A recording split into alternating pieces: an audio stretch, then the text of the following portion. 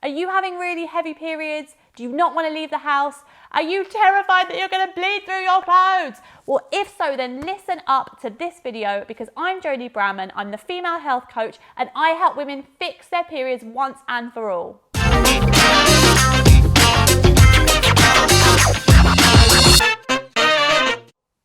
So when it comes to heavy periods, we're thinking prolonged bleeding, flooding, you're sitting on the toilet, maybe you're bleeding for days on end. Also, you might be getting clots, you might be experiencing a couple of periods a month.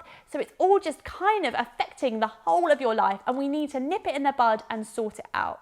Now with all of this, I'm going to say, please check with your doctor. You just want to rule out any kind of growth, any kind of hormonal imbalance. So first, run it past your doctor and then know that we can really support your entire body through food and diet and lifestyle choices. And there is so much that you can do, and I'm going to walk you through it now. So first, we've got to work out some of the causes for heavy periods. The top one is excess estrogen. Now, estrogen is a hormone that builds up the lining of your womb and is amazing. But when it's in excess, we get heavy periods.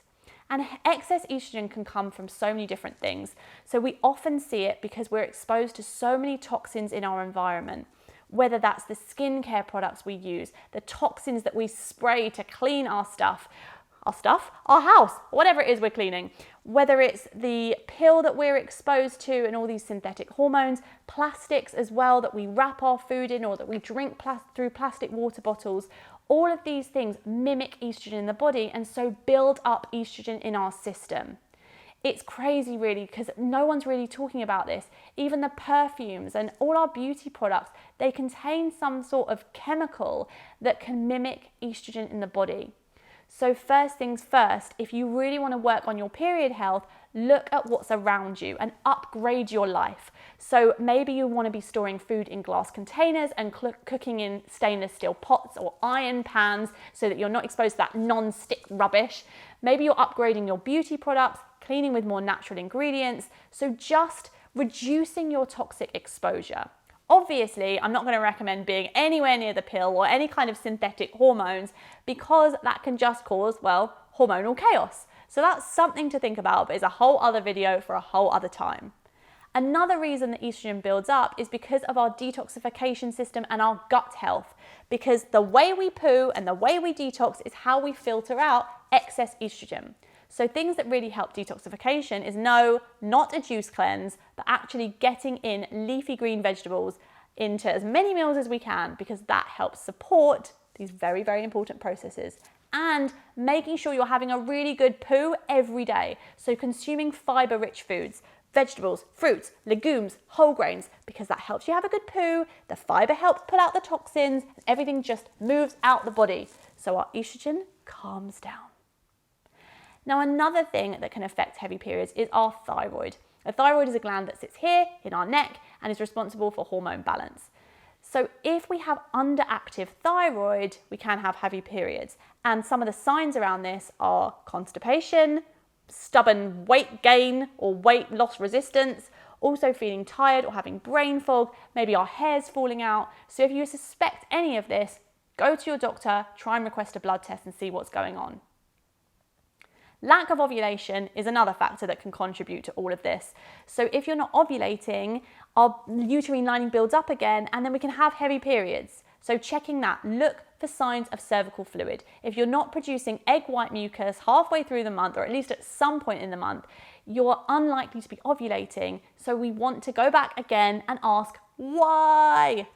Related to excess estrogen, another cause of heavy periods might be growth in the uterus. Now, this is nothing to panic about. Again, it's just a reason to get checked. But if we have endometriosis, polycystic ovarian syndrome, whether we've got adenomyosis or fibroids or polyps, anything that might grow in the places we don't want them, it might contribute to heavy periods. Am I sounding like a broken record now? But we have to get to the root cause and find out what's going on.